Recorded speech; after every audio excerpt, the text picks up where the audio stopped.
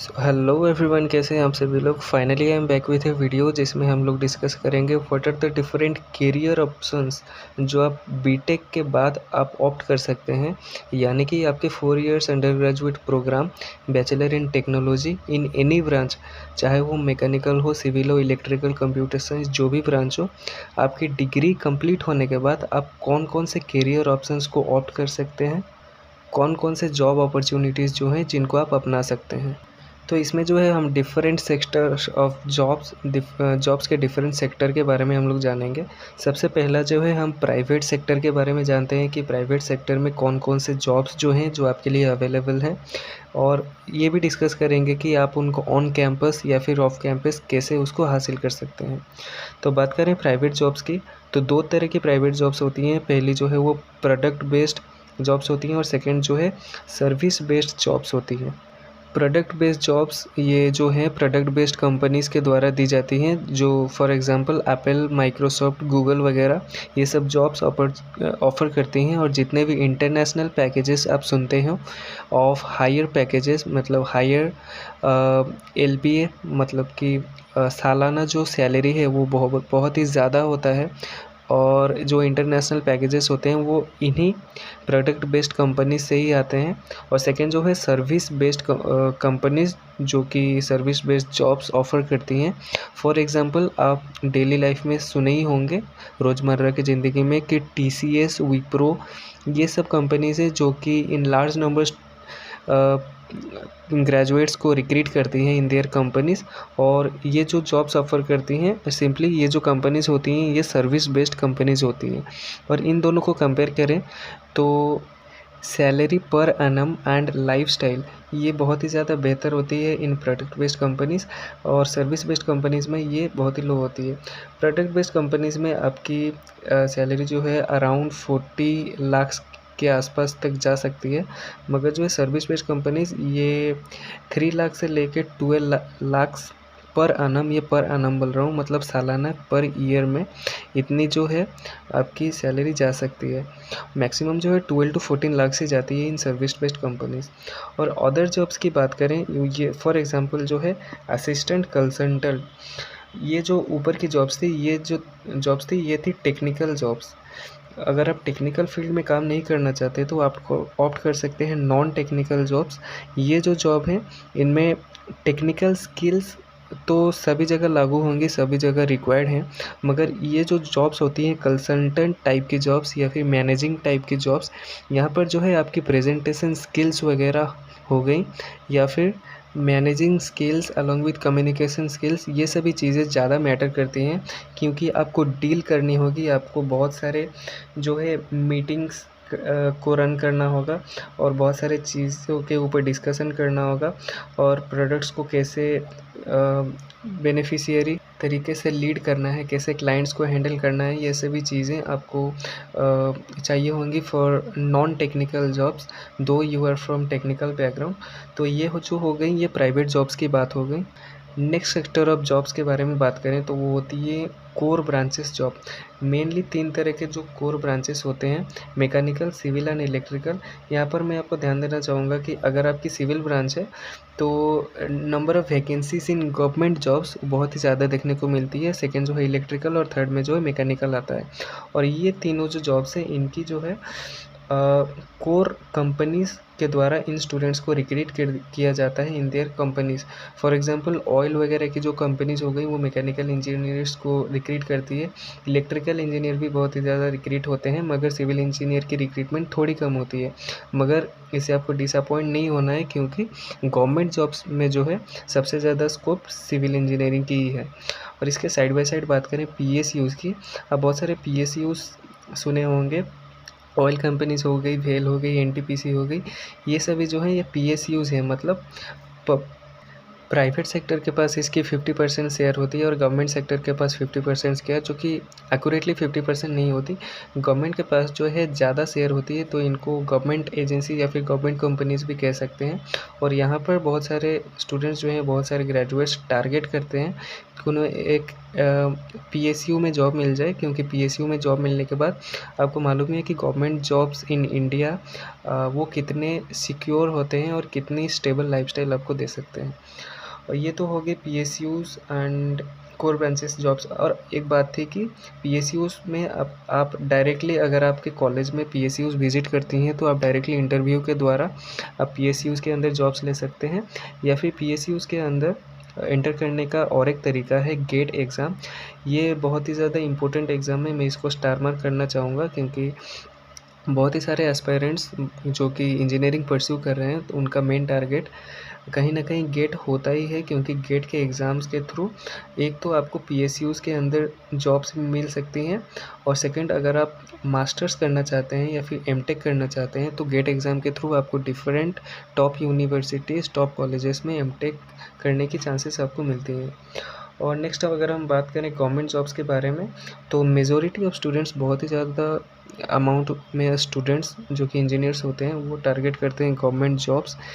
पहली बात करें कि इंडियन इंजीनियरिंग सर्विसेज, ये जो है कोर ब्रांचेस के students civil, mechanical and electrical इसको देते हैं। और इसमें जो है इंडिया में at different post, I am sorry, at different time बहुत सारे वैकेंसीज निकलती हैं, जिसमें जो है रिक्रूटमेंट होती है ऑफ कोर ब्रांचेस इंजीनियर्स।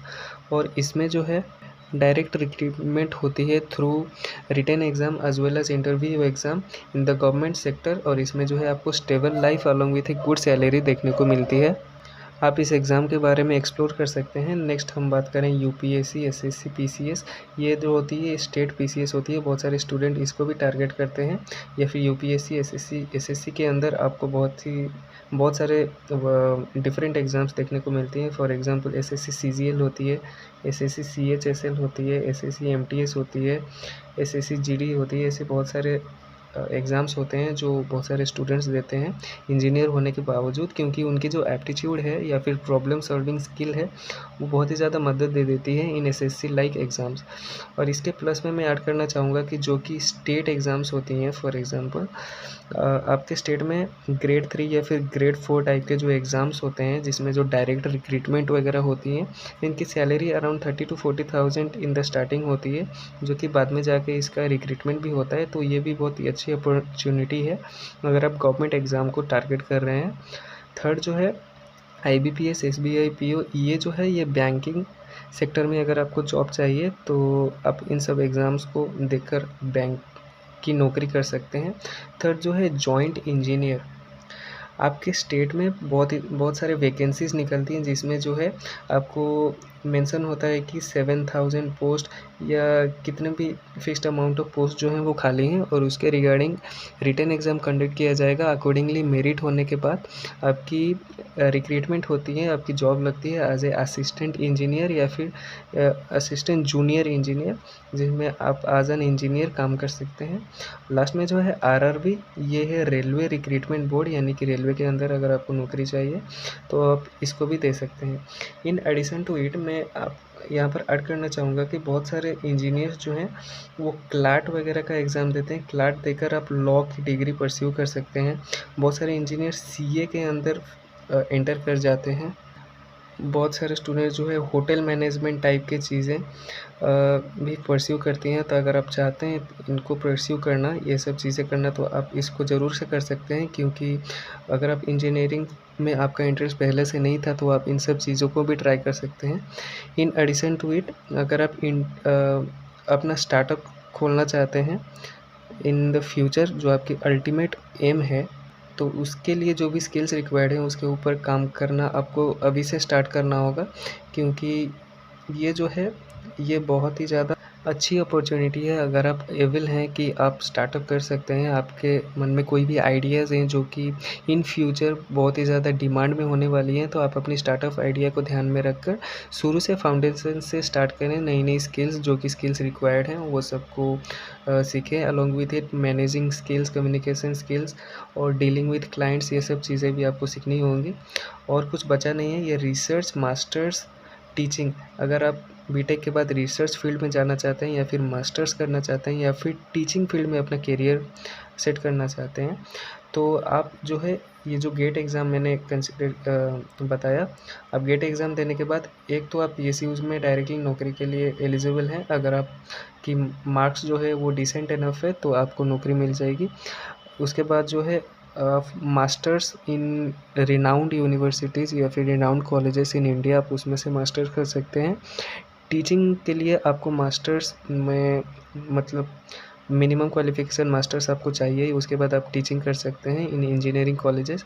या फिर आप साइंस के फील्ड में अगर टीचिंग करना चाहते हैं तो उसके लिए बीएड की डिग्री जो है वो आपको चाहिए होती है, मगर इसके ऊपर अभी बहुत ही ज़्यादा डिबेट्स वगैरह हो रही हैं कि बीएड कंपलसरी हो या ना हो, या फिर और भी जो टीचिंग डिप्लोमास या फिर डिग्रीज़ होती हैं लाइक डीएलएड वगैरह, आप इन सब चीज़ों के ऊपर ज़्यादा रिसर्च कर लें। अगर आप इंजीनियरिंग के फील्ड से हट के कुछ करना चाहते हैं इन द टीचिंग फील्ड, तो आप बीएड डीएलएड ये सब चीज़ों के ऊपर आप एक बार रिसर्च कर लें। और अल्टीमेट गोल अगर आपका रिसर्च है तो आपको ध्यान में एकेडमिक्स को आपको ध्यान में रखना होगा। इसके लिए आपको अच्छे कॉलेजेस से अच्छी एकेडमिक्स मिलनी ज़रूरी है, तो आप गेट एग्ज़ाम के ऊपर ज़्यादा फोकस करें और बीटेक के तुरंत बाद आप एक रिनाउंड कॉलेज में या फिर रिनाउंड यूनिवर्सिटीज़ में अपनी सीट पक्की कर लें if your ultimate aim is research. तो ये सभी चीज़ें थी आज की इस वीडियो में। तो ये जितने भी बातें मैंने बोली यहाँ पर, एक प्लस पॉइंट में अपना आपको एक बोनस पॉइंट देना चाहूँगा जिसके ऊपर आपको डेफिनेटली काम करनी होगी। ये जो पॉइंट है, आपको जो स्किल्स हैं जो भी रिक्वायर्ड हैं for getting success in your domain, उसके ऊपर आपको काम करना होगा। फॉर एग्जांपल, अगर आपका गोल है कि आपको प्रोडक्ट बेस्ड कंपनीज़ या फिर सर्विस बेस्ड कंपनीज़ में आपको किसी तरह से अराउंड 12 to 14 लाख या फिर 12 to 20 लाख का पैकेज पर एनम अगर आपको चाहिए, तो आपको अभी से काम करनी होगी on your coding skills. Coding skills हो गई, उसके बाद जो है डेटा स्ट्रक्चर्स, एल्गोरिदम, एप्टीट्यूड, ये सब चीज़ों के ऊपर आपको काम करनी होगी, क्योंकि जो इंटरव्यूज़ होती हैं उसमें एप्टीट्यूड, डीएसएस, कोडिंग, ये सब के ऊपर क्वेश्चंस भर भर के पूछे जाते हैं। In addition to it, the most important thing, इसके ऊपर ज़्यादातर लोग ध्यान नहीं देते हैं, मगर ये बहुत ही ज़्यादा इम्पोर्टेंट थिंग है कि आपको जो है प्रेजेंटेशन स्किल्स आपको आनी चाहिए। इन प्लस मैनेजमेंट स्किल्स जो हैं वो भी आपको आनी चाहिए। प्लस इसके बाद जो है कम्युनिकेशन स्किल्स, आप किस तरह से क्लाइंट से कम्युनिकेट करेंगे और किस तरह से अपनी जो प्रोजेक्ट है उसको प्रेजेंट करेंगे, किस तरह से आप मैनेज करेंगे, क्लाइंट्स मैनेज करेंगे, द होल प्रोग्राम, ये सब चीज़ें बहुत ही ज़्यादा मैटर करती हैं in the long term run. सिर्फ स्किल्स और नॉलेज से बातें नहीं होती, ये सब चीज़ें भी आपको साइड बाय साइड करनी होगी। तो यही थी आज के इस वीडियो में, जिसमें हमने डिफरेंट करियर ऑप्शंस को देखा जो कि आप बीटेक के बाद आप अपना सकते हैं। तो यही था आज के इस वीडियो में। अगर वीडियो अच्छी लगी हो तो please do like, share, subscribe, और नेक्स्ट वीडियो आप किस टॉपिक पे चाहते हैं इसके ऊपर कमेंट बॉक्स पर लिख कर बताएं। तो मिलते हैं नेक्स्ट वीडियो में। Till then take care.